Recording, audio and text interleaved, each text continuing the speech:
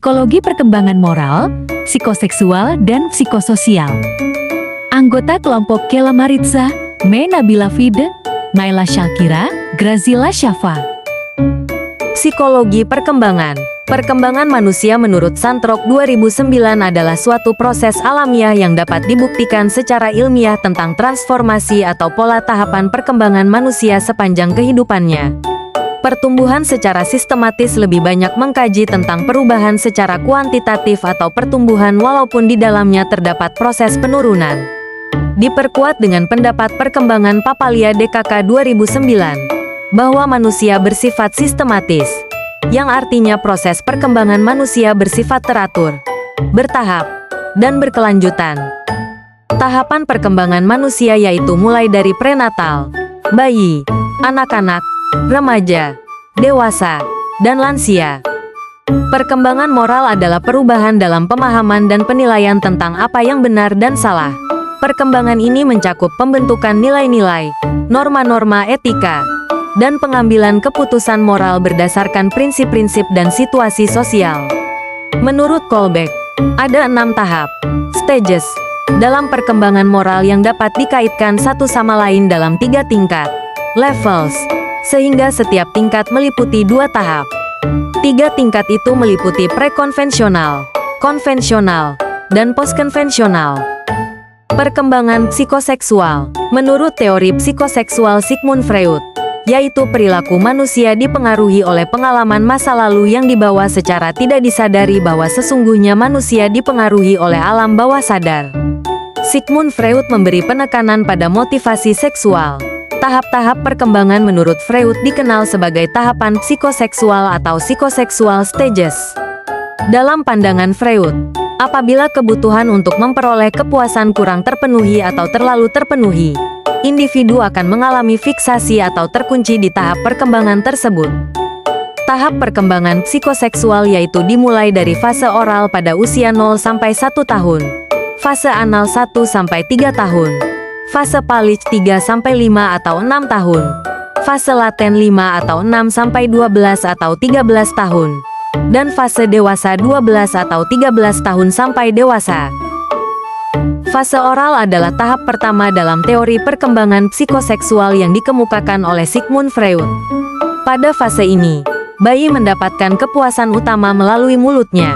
Bayi akan sering menghisap, menggigit, atau memasukkan benda ke dalam mulutnya. Konflik utama pada tahap ini adalah proses penyapihan.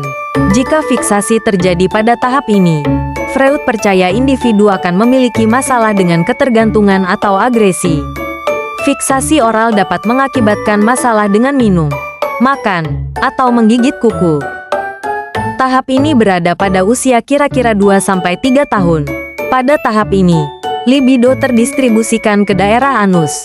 Anak-anak mengalami ketegangan ketika duburnya penuh dengan ampas makanan dan peristiwa buang air besar yang dialami oleh anak merupakan proses pelepasan ketegangan dan pencapaian kepuasan, rasa senang atau rasa nikmat. Peristiwa ini disebut erotik anal. Pada fase ini alat kelamin merupakan daerah erogen terpenting. Masturbasi menimbulkan kenikmatan yang besar. Pada saat yang sama terjadi peningkatan gairah seksual anak kepada orang tuanya yang mengawali berbagai pergantian kateksis objek yang penting. Perkembangan terpenting pada masa ini adalah timbulnya Oedipus kompleks atau hasrat anak secara seksual memiliki orang tua dengan jenis berbeda, yang diikuti fenomena castration anxiety pada laki-laki dan penis invi pada perempuan. Dari usia 5 atau 6 tahun sampai remaja, anak mengalami periode perbedaan impuls seksual, disebut periode laten.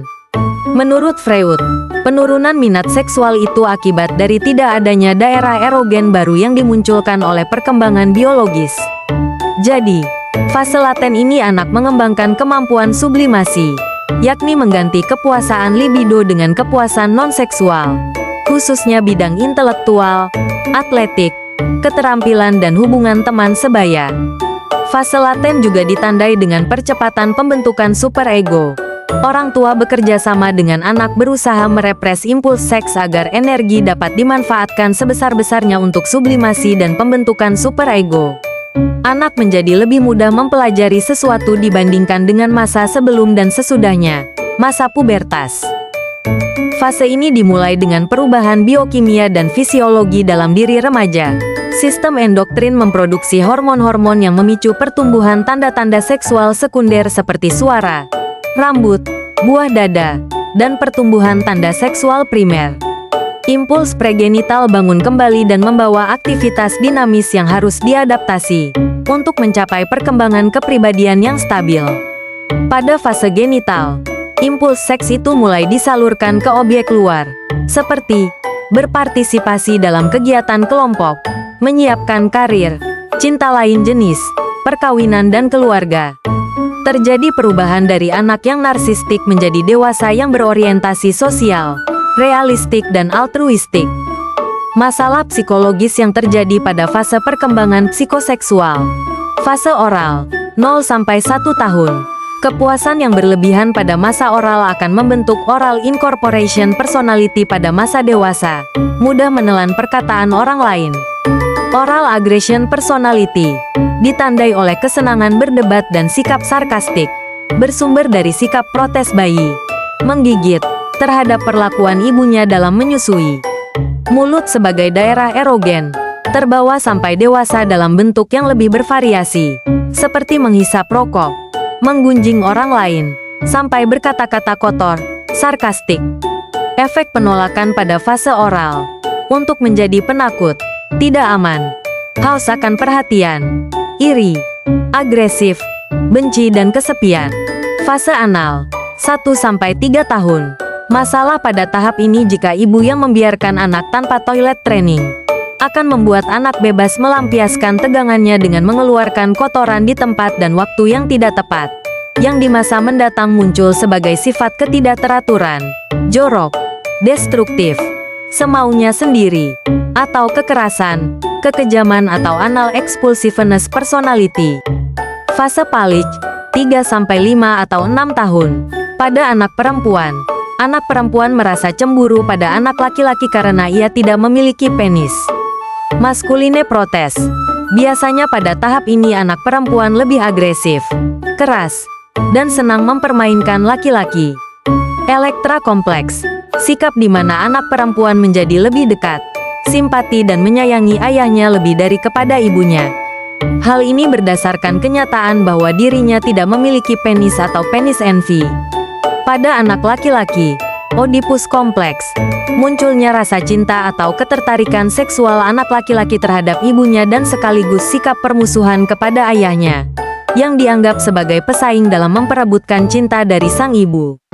Astration anxiety, kecemasan yang muncul sebagai akibat dari Oedipus kompleks, di mana anak laki-laki merasakan ketakutan bahwa sang ayah akan memotong penisnya karena sikap permusuhannya. Fase laten pada umur 5 atau 6 tahun sampai 12 atau 13 tahun. Munculnya homoseksual pada laki-laki atau lesbian pada perempuan. Kurangnya kontrol diri sehingga anak gagal mengalihkan energinya secara efisien pada minat belajar dan keterampilan. Kurang pergaulan karena anak terlalu ditekan oleh orang tua untuk belajar terus. Pergaulan anak dengan teman sejenisnya yang terlewat batas karena canggihnya teknologi.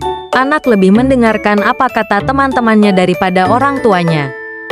Fase genital pada usia 12 atau 13 tahun sampai dewasa. Kekacauan identitas yang pertama ada transvestite, istilah yang diberikan kepada lelaki heteroseksual yang menginginkan memakai pakaian perempuan. Yang kedua ada transseksualisme, ialah penyimpangan psikoseksual berupa merasa lebih nyaman hidup sebagai lawan jenisnya. Seorang laki-laki dewasa yang kewanita-wanitaan dan lebih nyaman memakai pakaian wanita. Lama-lama dia mengubah identitas dirinya dengan melakukan operasi pengubahan kelamin. Selanjutnya penyimpangan perilaku seksual. Yang pertama adalah pedofilia. Penyimpangan psikoseksual di mana seorang laki-laki dewasa hanya tertarik gairah seksualnya pada anak-anak. Yang kedua yaitu voyeurisme. Terjadi karena ada orang tua bila membicarakan tentang seks adalah tabu sehingga anak tidak mendapat pengetahuan yang cukup, akibatnya sebagai melampiaskan seksualnya adalah dengan melihat wanita telanjang. Yang ketiga perilaku seks bebas. Mengakibatkan remaja tidak dapat mengontrol hasrat nafsunya sehingga dapat terjadi perilaku seks di luar nikah. Teori psikososial. Erik Erikson, salah satu ahli yang mendasari teori dari sudut sosial yang menjelaskan bahwa ada hubungan timbal balik antara pribadi dan kebudayaan sampai orang tersebut menjadi dewasa. Lingkungan hidup seseorang dari awal sampai akhir dipengaruhi oleh sejarah seluruh masyarakat karena perkembangan relasi antara sesama manusia, masyarakat, serta kebudayaan semua saling terkait. Erikson berusaha menemukan perkembangan psikososial ego melalui berbagai organisasi sosial dalam kelompok atau kebudayaan tertentu. Erikson membuktikan bahwa masyarakat atau budaya melalui kebiasaan mengasuh anak, struktur keluarga tertentu, kelompok sosial maupun susunan institusional, membantu perkembangan anak dalam berbagai macam daya ego yang diperlukan untuk menerima berbagai peran serta tanggung jawab sosial. Tahapan perkembangan psikososial. Tahap 1. 0 sampai 1 tahun. Pada masa bayi atau tahun pertama adalah awal untuk pembentukan kepribadian seorang anak. Tahap 2. 1 sampai 3 tahun. Anak mulai belajar mandiri, seperti berpakaian sendiri. Kegagalan dapat menimbulkan rasa malu atau ragu. Tahap 3. 3 sampai 6 tahun. Anak mulai mengeksplorasi lingkungan dan mengambil inisiatif. Jika terlalu dikekang, mereka bisa merasa bersalah. Tahap 4. 6 sampai 12 tahun. Anak belajar keterampilan baru. Kegagalan dapat menyebabkan rasa rendah diri. Tahap 5. 12 sampai 18 tahun. Remaja mencari jati diri. Kebingungan bisa terjadi jika gagal menemukan identitas. Tahap 6. 18 sampai 40 tahun. Orang dewasa muda membangun hubungan dekat. Kegagalan bisa menyebabkan rasa kesepian. Tahap 7. 40 sampai 65 tahun. Orang dewasa berusaha memberi kontribusi bagi generasi berikutnya. Kegagalan menyebabkan stagnasi. Tahap 8. 65 tahun ke atas. Lansia merefleksikan hidupnya, merasa puas atau menyesal dengan apa yang telah dicapai. Kesimpulan, psikologi perkembangan adalah proses perkembangan manusia yang melibatkan perubahan berkelanjutan dan interaksi kompleks antara faktor genetik dan lingkungan sepanjang kehidupan. Psikologi perkembangan mempelajari bagaimana individu berkembang secara fisik, kognitif, emosional, dan sosial dari masa prenatal hingga lansia. Pemahaman tentang tahapan perkembangan, faktor-faktor yang mempengaruhi perubahan, dan tantangan yang dihadapi dalam setiap tahap membantu dalam memahami perilaku manusia dan merancang intervensi yang mendukung pertumbuhan dan kesejahteraan individu.